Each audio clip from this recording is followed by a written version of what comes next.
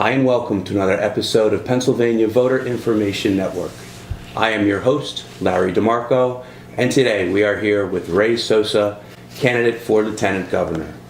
Ray has over 20 years of experience in the private sector, providing support and advice for big and small companies.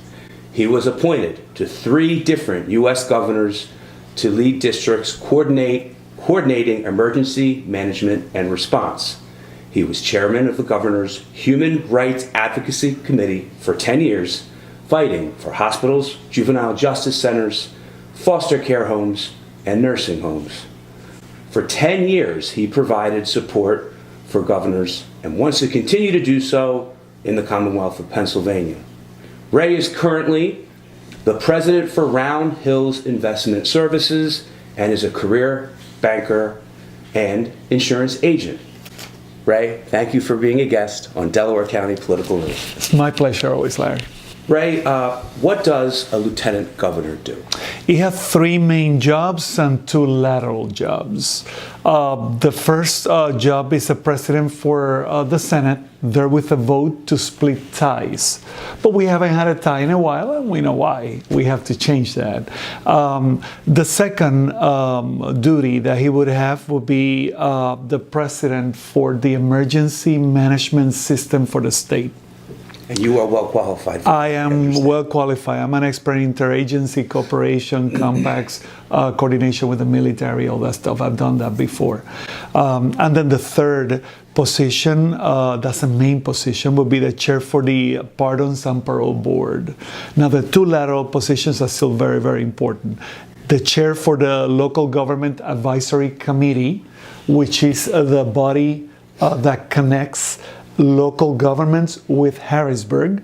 And then finally, and certainly very, very important, is the chair for the Military Community Enhancement Commission. It connects the Department of Defense to the state of Pennsylvania, and it coordinates improvements to the areas surrounding the military bases. And of course, there is vital for coordination during emergency situations with the military. So Ray, how are you qualified to fill this role?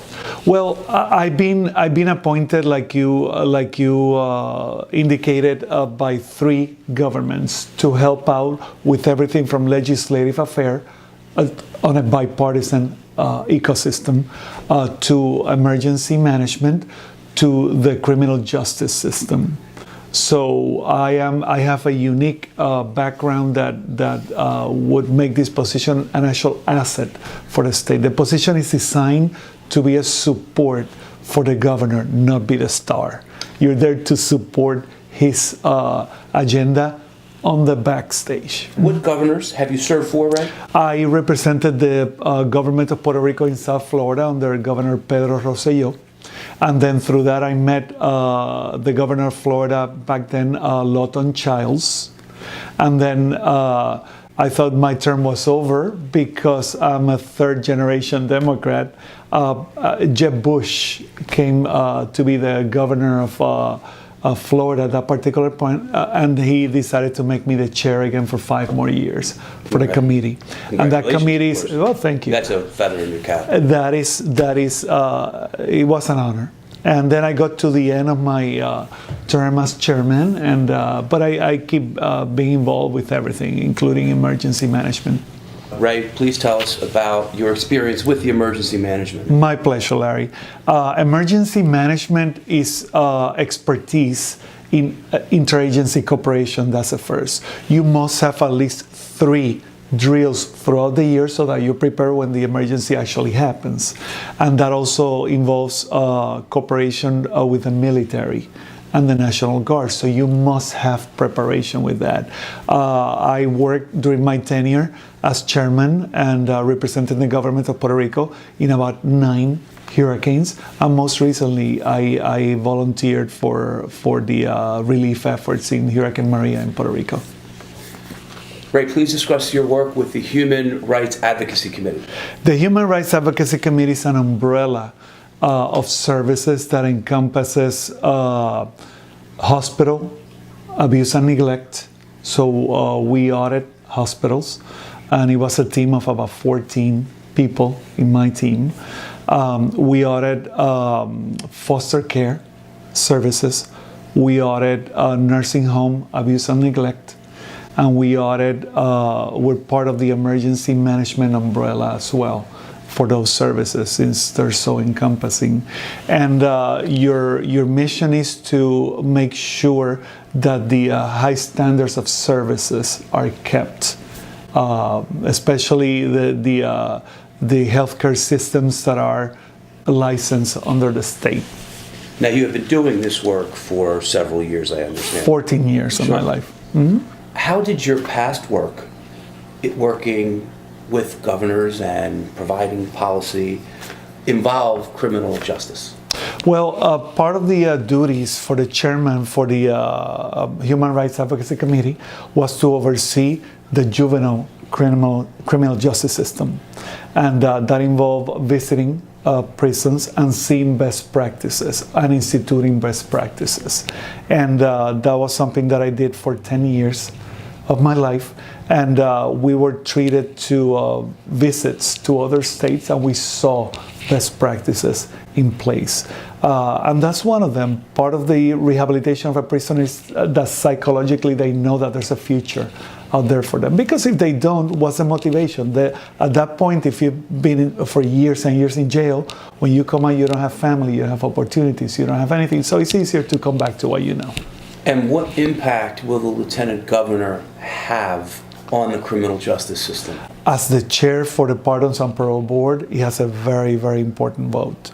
And if you have best practices to institute with your team, that's a win-win for everybody. What is your take on criminal justice reform? Mm-hmm. Well, Larry, I've seen very, very good best practices throughout my years in public service. And in many states, not only Florida. And there has to be a focus on rehabilitation. There can be a punitive focus.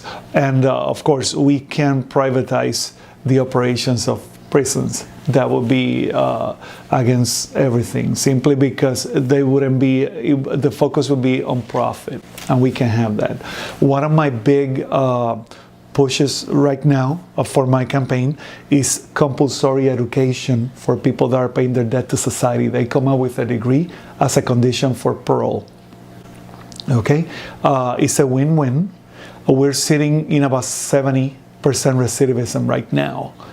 That at hundreds of millions of dollars. There's no budget that can be balanced with that. And then the state should be the top employer for people that have paid their debt to society. Okay, we are the ones that should offer post-prison opportunities so they know that that there's a future out there for them. Have you seen this model work? Yes, of course. Give me some examples, of course. please. Well, in the state of Florida, as an example, has a model of rehabilitation. They do a lot of education inside. So does the state of New Jersey as well. They do a focus on that. They don't do a focus on a punitive situation. And we need reform in the sense that we're sending people to jail that shouldn't be in jail for nonviolent crimes. That's something that has to be fixed right now. Well, and one more thing. For every 12 months a breadwinner goes to jail, it takes one generation away from that family. So think about that. That's an incredible stat. Absolutely. Mm-hmm. In addition to the costs of... In addition to the costs. And then we need to get rid of the box.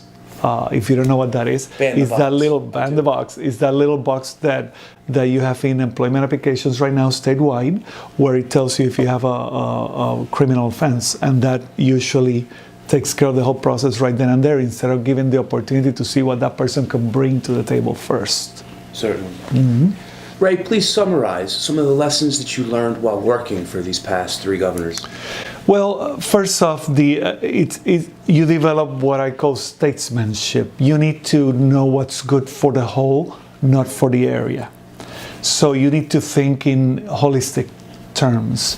When it comes to this particular election, what I tell everybody is this is a job interview and everybody's hiring right now. So you need to have someone that knows the art of state administration. You need to know that what works in one little area, you could be very successful in one little area, but when it comes to 67 counties, you need to know how to think globally. You need to know how to walk across the aisle and ask for favors. You need to know how to compromise. And my experience in this particular race has been that everybody thinks that whatever template worked in a small little area of Pennsylvania, in their mind would work in 67 counties, and that's not the reality. Ray, on your website, you comment that too many politicians have fallen out of touch with the people. How can modern government officials stay connected and stay away from the influence of money in politics? Well, first off, you need to make sure that you have checks and balances, stringent checks and balances. And our brand new attorney, General Josh Shapiro, has done very, very well with setting controls. Then you need to have, I think politics is something that when you have more than 10 years of service, you have to bring new blood. You have to always bring new blood, new perceptions, so that you have new ideas flowing. Because there's so much temptation, and if you're a professional politician, you have nothing else, that's your main income, you're going to want to stay there for a while. And that's where temptation comes in. I've always thought that experience is good, but you need to bring new ideas. And on top of that, for this particular position, you need to hear what your community has to say. And that's why this position has to listen to its local government advisory commission. And they're not. That's why they're so out of touch. Ray, you also note political games and partisan politics gets in the way of passing a budget every year. How can Lieutenant Governor help? Well, first off, we need a balance. We need to help our Democratic politicians get there. So there's a balance. Because if there's a balance, then there's more of a chance for a compromise, because both sides see the threat of not having their thing balanced. But if you have a lopsided power structure where regardless you're going to be on the top, then what's to keep them from hitting the hard lines of politics and not passing a budget? Nothing, because there's no checks and balances right now. So Ray, what got you involved in this race? Larry, it's something that my experience was there, but it's something that I got involved when I saw that there was a revolving door of incumbents making promises every 4 years, the same promises, when we all know that 4 years ago they promised the same thing and it never got done.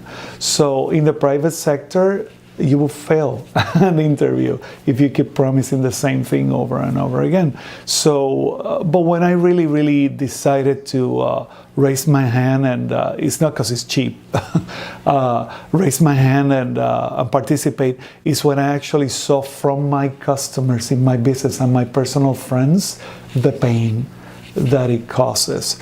Our school system is disorganized. Completely disorganized. Some school districts, a high school kid has the reading abilities of a 6-year-old kid. We're feeding our kids, and I visited about a dozen schools in different districts, canned salted food. In some of the districts, 50% of their time is spent on worrying about their security. We can't have that, and that's not recent. That's 2 generations.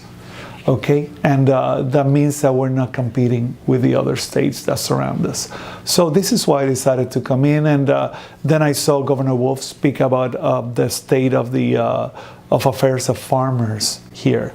And of course, I come from a family of farmers, and my customers here, some of them are farmers, and I've seen what they have to deal with. The infrastructure, the lack of broadband. They don't even have internet.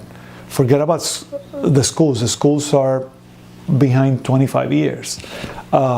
They can't compete. And they need taxation, they need participation from the state.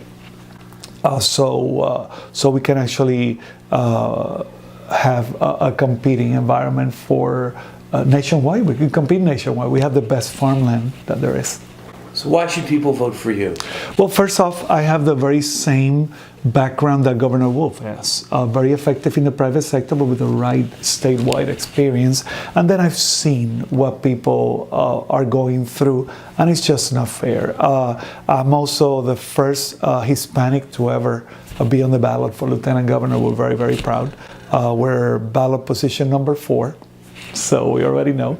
Hence my brand new website, raysosa4pa.com, and it is an honor, and it goes with the experience. You need to have statewide experience. What I tell everybody in every forum that I do is that this is a job interview.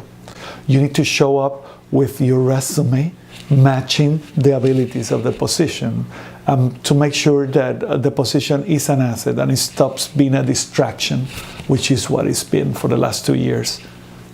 Ray, we'll leave it there, but I want to thank you for being a guest on Pennsylvania Voter Information Network. Always a pleasure, Larry. We have been here with Ray Sosa, and I am your host, Larry DeMarco. If you like this interview, please share it with all the people on your contact list and Facebook friends. We are signing off. Tune in next time. Bye for now.